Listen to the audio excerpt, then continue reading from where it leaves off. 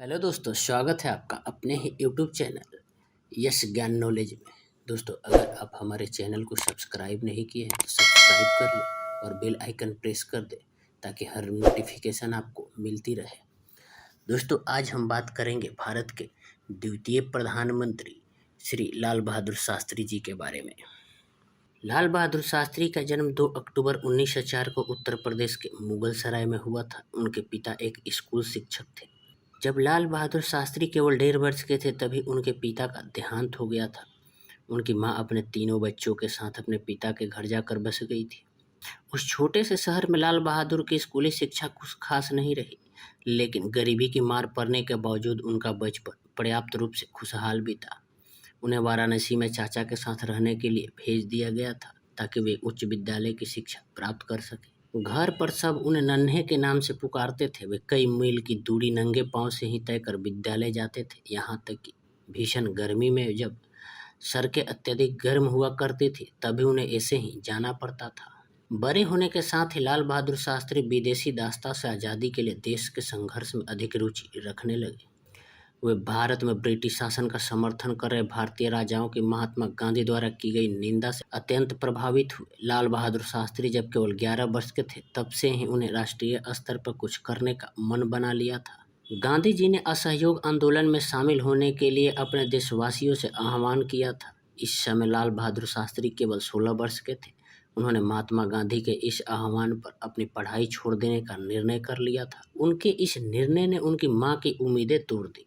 उनके परिवार ने उनके इस निर्णय को गलत बताते हुए उन्हें रोकने की बहुत कोशिश की, लेकिन वे इसमें असफल रहे।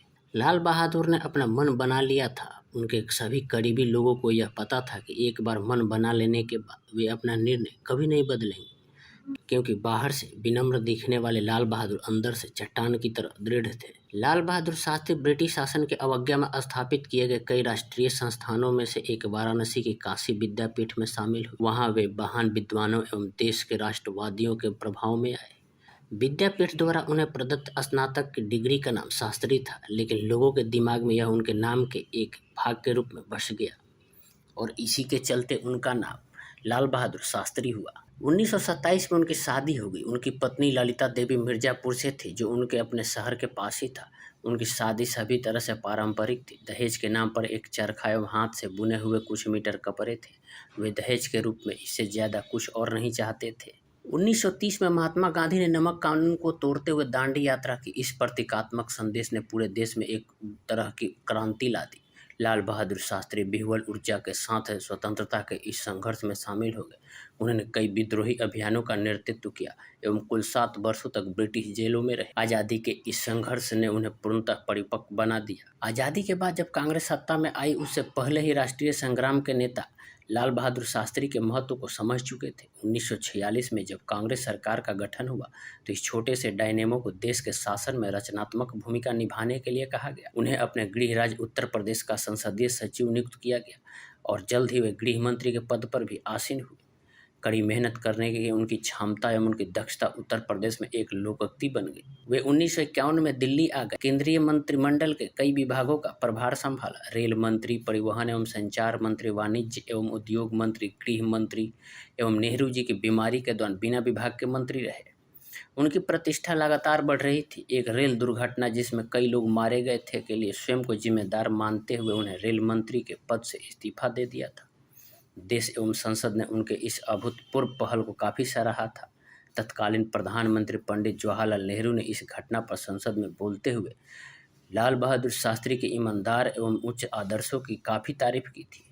उन्होंने कहा कि उन्होंने लाल बहादुर शास्त्री का इस्तीफा इसलिए नहीं स्वीकार किया है कि जो कुछ हुआ वो इसके लिए जिम्मेदार है, बल्कि इसलिए स्वीकार किया है क्योंकि इससे संवैधानिक मर्यादा में एक मिसाल कायम होगी। रेल दुर्घटना पर लंबी बहस का जवाब देते हुए लाल बहादुर शास्त्री ने कहा, शायद मेरे लंबाई में छोटे होने एवं नम्र होने के कारण लोगों को लगता है कि मैं दृढ़ नहीं हो पा रहा हूँ। यद्यपि शारीरिक रूप से मैं मजबूत नहीं हूँ, लेकिन मुझे लगता है कि मैं आंतरिक रूप से इतना कमजोर भी नहीं हूँ। अपने मंत्रालय के कामकाज के दौरान भी वे राष्ट्रीय पार्टी के संबंधित मामलों को देखते रहे एवं उसमें अपना पूरा भरपूर योगदान दिया।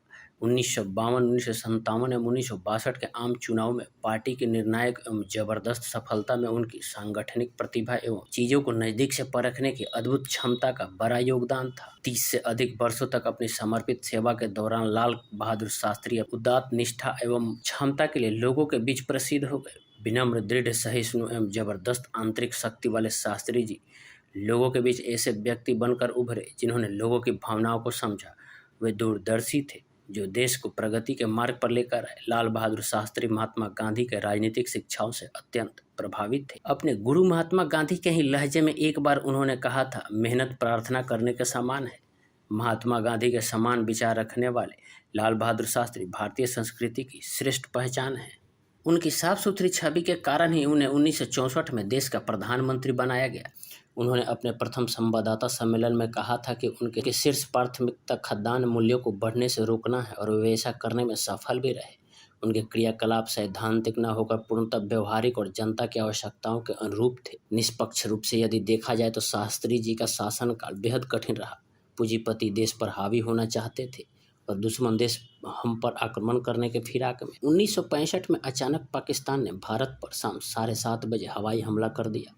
परंपरा अनुसार राष्ट्रपति ने आपात बैठक बुला ली जिसमें तीनों रक्षा अंगों के प्रमुख एवं मंत्रिमंडल के सदस्य शामिल थे। संयोग से प्रधानमंत्री उस बैठक में कुछ देर से पहुंचे। उनके आते ही विचार विमर्श प्रारंभ हुआ। तीनों प्रमुखों ने उनकी सारी वस्तु स्थिति समझाते हुए पूछा, सर क्या हुक्म है? शास्त्री जी ने एक वाक्य में तत्काल उत्तर दिया, आप देश की रक्षा कीजिए और मुझे बताइए कि हमें क्या करना है। शास्त्री जी ने इस युद्ध में नेहरू के मुकाबले राष्ट्र को उत्तम नेतृत्व प्रदान किया और जय जवान जय किसान का नारा दिया। इससे भारत की जनता का मनोबल बढ़ा और सारे देश एकजुट हो गया। इसकी कल्पना पाकिस्तान ने कभी सपने में भी नहीं की थी। भारत पाक युद्ध के 6 सितंबर को भारत की 15वीं पैदल सैन्य इकाई ने द्वितीय विश्व युद्ध के अनुभवी मेजर जनरल प्रसाद के नेतृत्व में इक्छोगिल नहर के पश्चिमी किनारे पर पाकिस्तान के बहुत बड़े हमले का डटकर मुकाबला किया। इक्छोगिल नहर भारत और पाकिस्तान की वास्तविक सीमा थी। इस हमले में खुद मेजर जनरल प्रसाद के काफिले पर भी भीषण हमला हुआ और उन्हें अपना वाहन छोड़कर पीछे हटना पड़ा। भारतीय थल सेना ने दूनी शक्ति से प्रत्याक्रमण करके बरकी गांव के समीप नहर को पार करने में सफलता अर्जित की। इससे भारतीय सेना लाहौर के हवाई अड्डे पर हमला करने के सीमा के भीतर पहुंच गई। इस अप्रत्याशित आक्रमण से घबराकर अमेरिका ने अपने नागरिकों को लाहौर से निकालने के लिए कुछ समय के लिए युद्ध विराम की अपील की। आखिरकार रूस और अमेरिका के मिली भगत से शास्त्री जी पर जोर डाला गया। उन्हें एक सोची समझी साजिश के तहत रूस बुलवाया गया जिसे उन्होंने स्वीकार कर लिया। हमेशा उनके साथ जाने वाली उनकी पत्नी ललिता शास्त्री को बहला फुसलाकर इस बात के लिए मनाया गया कि वे शास्त्री जी के साथ रूस की राजधानी ताशकंद न जाए और वे भी मान गई। अपनी इस भूल का श्रीमती ललिता शास्त्री को मृत्यु प्रयत्न पछतावा रहा। जब समझौता वार्ता चली तो शास्त्री जी की एक ही जिद थी कि उन्हें बाकी सब शर्तें मंजूर है परंतु जीती हुई जमीन पाकिस्तान को लौटाना हरगिज मंजूर नहीं। काफ़ी जद्दोजहद के बाद शास्त्री जी पर अंतर्राष्ट्रीय दबाव बनाकर ताशकंद समझौते के दस्तावेज पर हस्ताक्षर करा लिए गए। उन्होंने यह कहते हुए हस्ताक्षर किए थे कि वे हस्ताक्षर जरूर कर रहे हैं पर यह जमीन कोई दूसरा प्रधानमंत्री ही लौटाएगा, वे नहीं। पाकिस्तान के राष्ट्रपति अयूब खान के साथ युद्ध विराम के समझौते पर हस्ताक्षर करने कुछ घंटे बाद 11 जनवरी 1966 की रात में ही उनकी मृत्यु हो गई। यह आज तक रहस्य बना हुआ है कि क्या वाकई शास्त्री जी की मौत हार्ट अटैक के कारण हुई थी। कई लोग तो उनकी मौत की वजह जहर को ही मानते हैं। शास्त्री जी को उनकी सादगी, देशभक्ति और ईमानदारी के लिए आज भी पूरा भारत श्रद्धापूर्वक याद करता है। उन्हें मरणोपरांत वर्ष 1966 में भारत रत्न से सम्मानित किया गया था।